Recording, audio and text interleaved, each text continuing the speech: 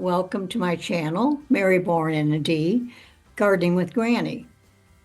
Well, the doctor said I've gone through my surgery with flying colors. So I now have some temporary teeth, learning how to talk around them.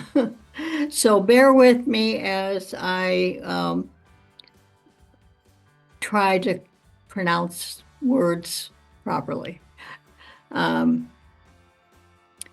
These are in just to protect the posts that they may put in my gums. So let's start at the beginning. Get your beverage.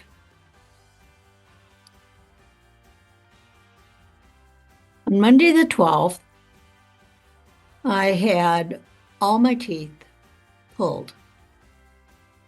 It was done under anesthesia, and to prepare for this surgery has taken close to a year and a half. And I had to get an okay from a general practitioner, which I didn't have any. From all through my adult years, up until I was 70 years old, I didn't have a physician. It's like they would put enough, if you were filling out for insurance for purposes, for example, what medication do you take? And none. Who's your primary? None. Because my husband's a chiropractor and I'm a naturopathic doctor. So we generally took care of ourselves. And then COVID happened and everything crashed. And what I put together now is that when I went to the dentist about a year and a half ago, he said, there's infection under every single crown and in every tooth, and he recommended full dental implants, which I did not want to hear, of course. I simply went in for a cleaning, but as it goes, it probably saved my life. When you have infection in the mouth, it can carry up into the brain and it can go into the vagus nerve. It affects every part of your body. So I got COVID and my body was dealing with this horrible infection. I didn't have any pain. I didn't even know there was infection there. All my life, I've dealt with poor teeth. I can't tell you how many thousands of hours I've spent in dental chairs and how many thousands of dollars I've spent paying dental physicians and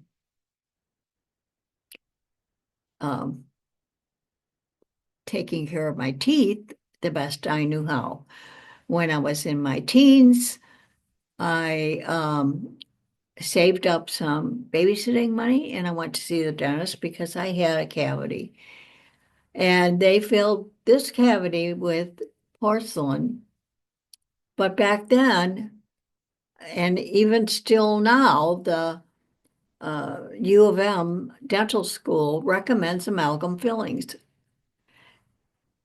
Now, when you get an amalgam filling, they drill it way bigger than the cavity. So they got to go beyond any parts of the cavity.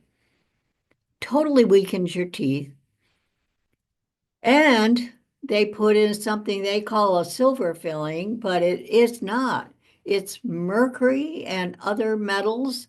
And later we found that the acidity of the saliva actually erodes this metal and you're absorbing it all the time, with every swallow, whatever. So we've learned a lot in 60 years, but the dental profession is still, the schools are still, I think, behind. And there's been a lot of research on the effects of amalgam fillings and the proper way to get them removed. I will leave a link in the description below for a website that you can get more information on. It is Weston Price Foundation.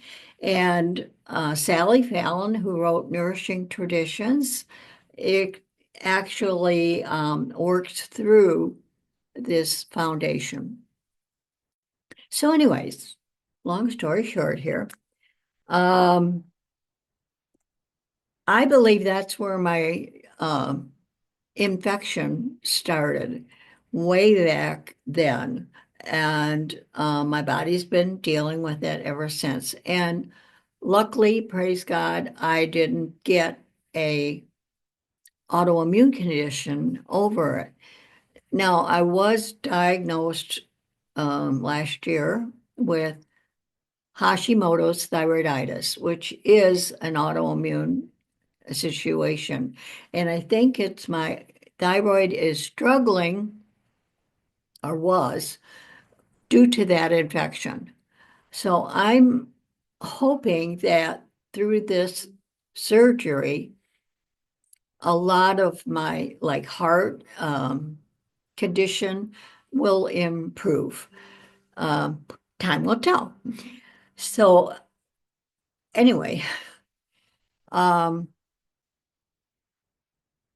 were we okay up to the surgery? So the 7th, I had the surgery, and they removed all my teeth. And it was a 6-hour procedure that was done under anesthesia. I'm 82, and due to my age, they were concerned about doing the entire thing, which means they take the teeth out, put the posts in, and then give me, it's sort of like a denture that protects the post while it heals. So thank God for dentistry the way it's come, because science has shown that it's a good idea to cover those posts. And it's kind of lovely that you can still have teeth. Now, they look good. They're totally unusable. I can't chew, I can't bite. Um, so it's interesting. I've been on applesauce and yogurt and broth. And if you want to know my total health protocol that I did pre and post surgery, I will be happy to share that with you. Just give me a note in the comments section, and I'll do a video on that. So that was the 7th, the 8th. I came back to the dentist, and they put in this where I can have a smile anyway. I'm I'm being under surgery, oral surgery for 6 hours, having your mouth spread apart, sort of like I told them it was like having a baby through my mouth. My lips were so blistered and sore. They were cracked in here to the point where they were bleeding. They, of course, were very swollen. The swelling in my upper lip went down faster than my lower lip, and there's still some tissue damage on the inside of my lower lip. They put in, I can't remember if they said 4 to 6 inch stitches. They had to do bone grafting.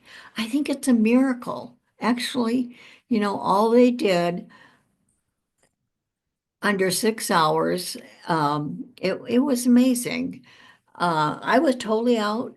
They said my blood pressure was stable throughout. They had no concerns about me while I was under, which I'm I'm sure it was all of those people, and maybe you're one of them, that were holding me in prayer because I I really did amazing.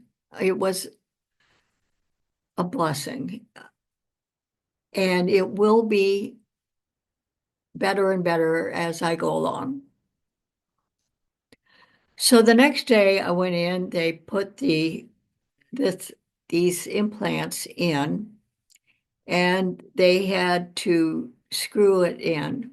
They asked me if I wanted to have general anesthesia.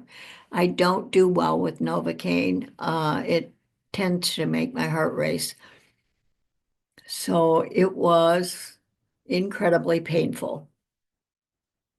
My daughter-in-law, God bless her, was there trying to calm me and sort of like petting my leg and reassure me that she was there for me.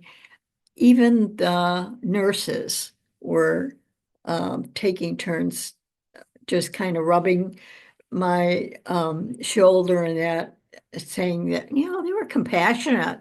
I was to the point of tears, and a couple of times I did cry. It was horrible pain. And so, anyways, they finally got that put in place, and I was so swollen and bruised. And I used a lot of ice. I used a lot of um, helichrysm and um, silver. I would put them on my hands and do this and hold it so that the helichrysm and silver would penetrate my cheeks. The ice, of course, they sent me home with 2 ice packs. I was constantly using them. And my son brought over, he's a chiropractor who uses laser treatments. And I was constantly getting laser treatments. And I want to say, I have the most amazing family.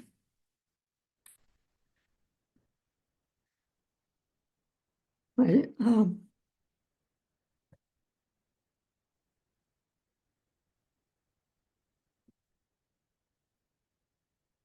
My son came all the way from Boston and spent 10 days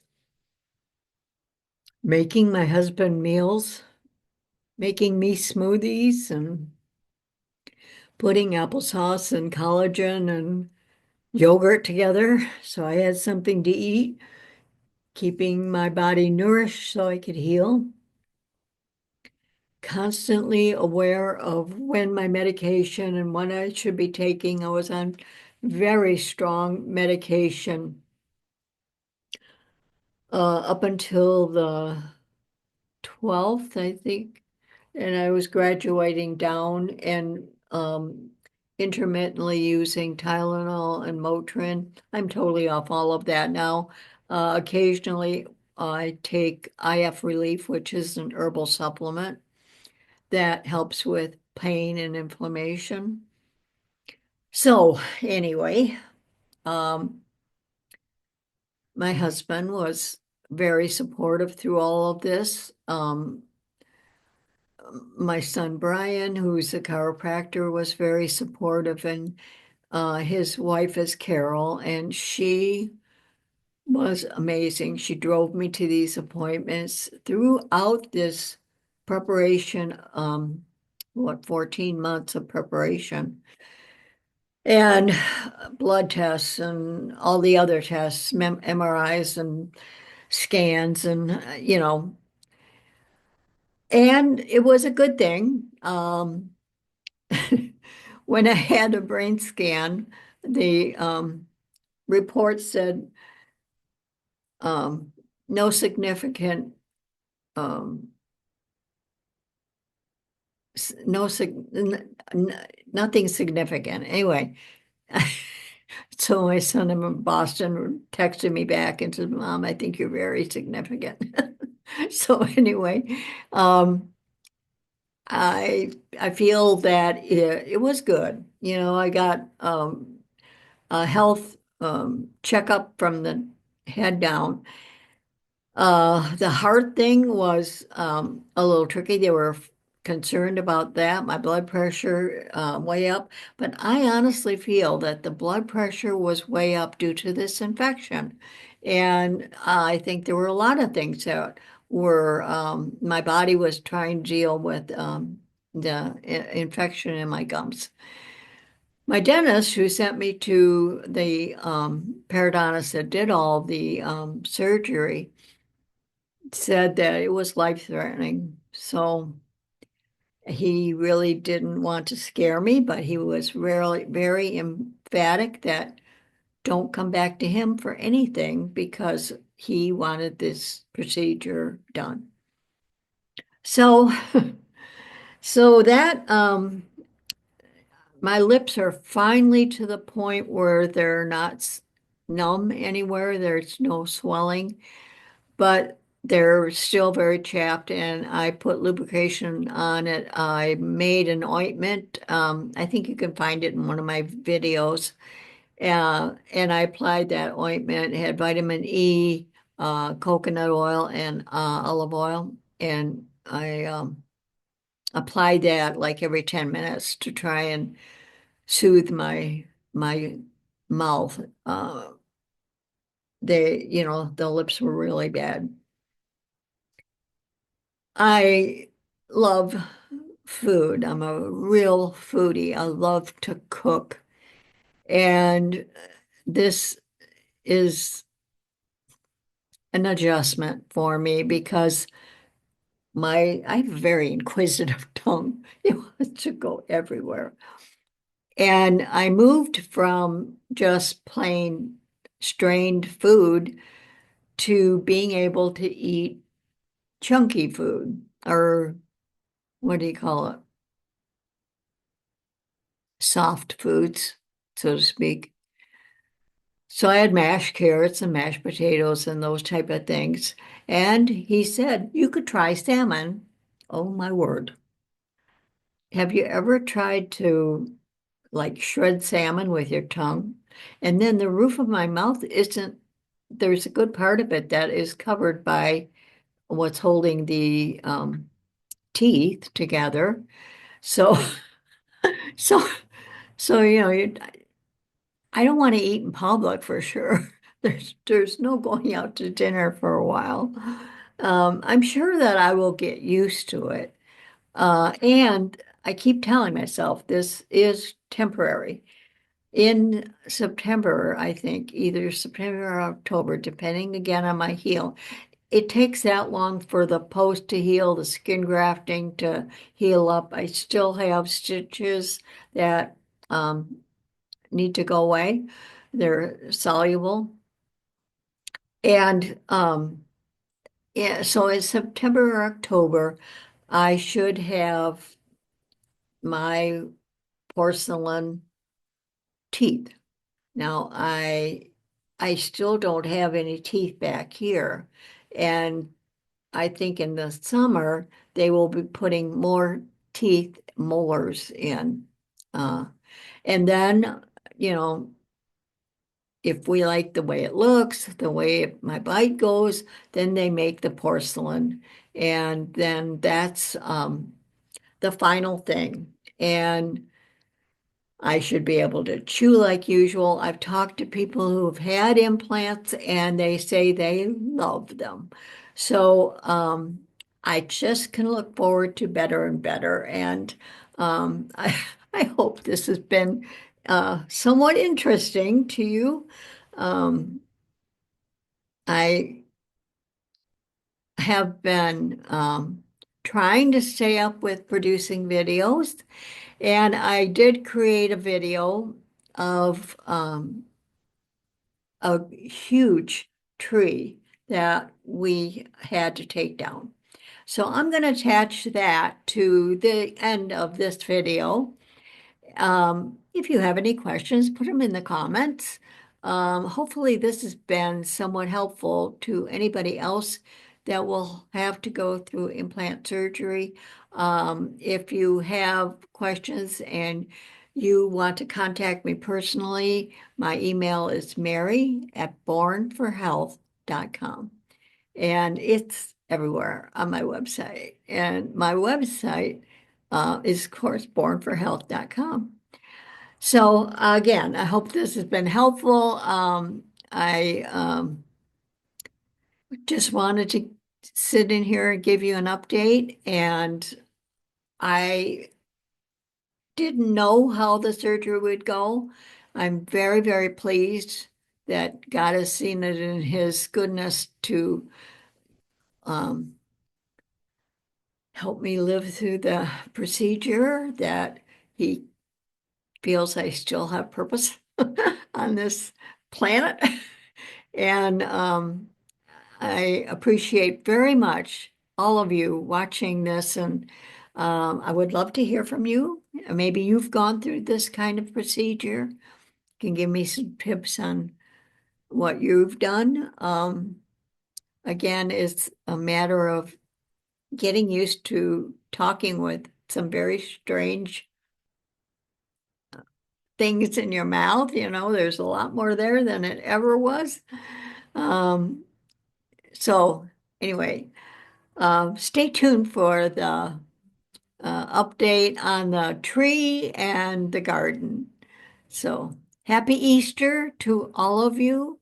Blessed Easter. I hope that your families are doing well and that you get a chance to visit with them. Have a wonderful weekend. Holy Week is here. So thank you, and see you in the next one.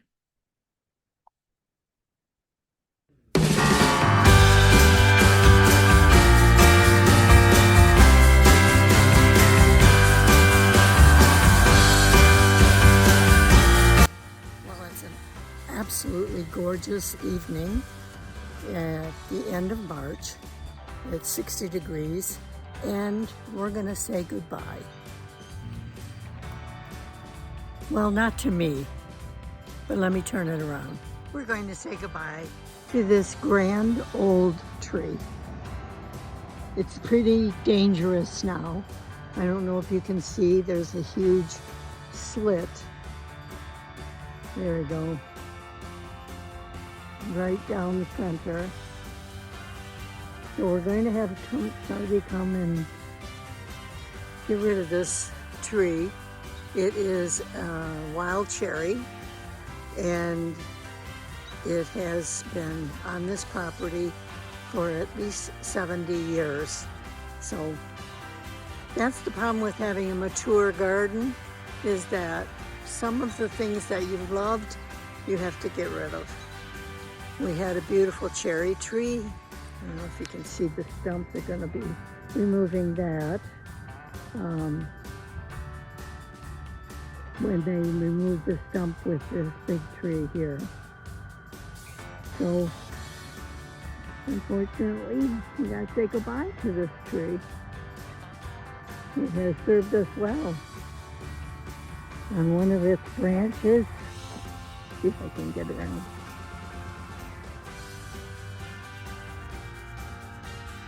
We had a swing hanging from one of its branches where we swung our grandchildren. So there's a lot of memories on this tree. And I love it. But it's time it goes back to the earth. I've enjoyed looking at this particular hole, thinking of putting a fairy garden here with little images going in and out of this. it is pretty rotten, unfortunately. The woodpeckers have been on it. Here's the stump of the branch that held the spring for our grandchildren.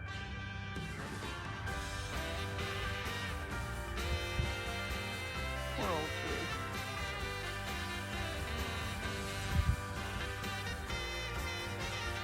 I'll be able to capture some of the taking down of this tree. You get a tree this size and it's really expensive to take down, but I'm pretty sure it's dangerous.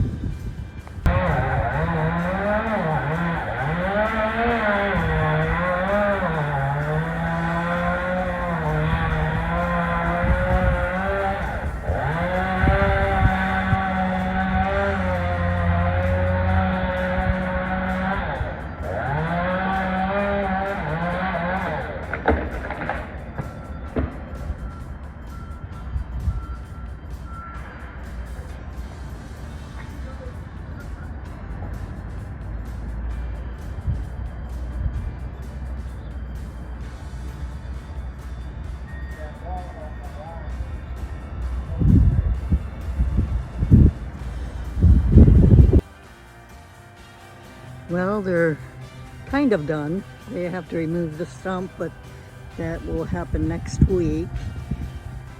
But let's just look at how rotten this is.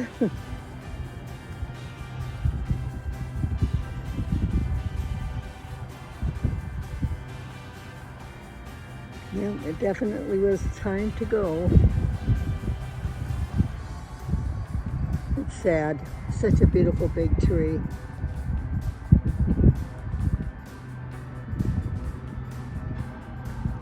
Let's take a look around the other side here so you can get some perspective.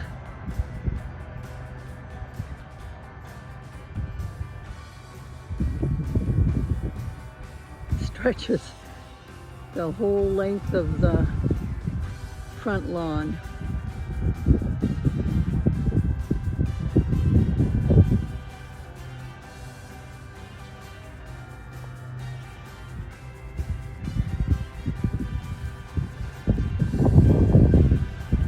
They got some nice logs for us to burn and a trailer load of brush.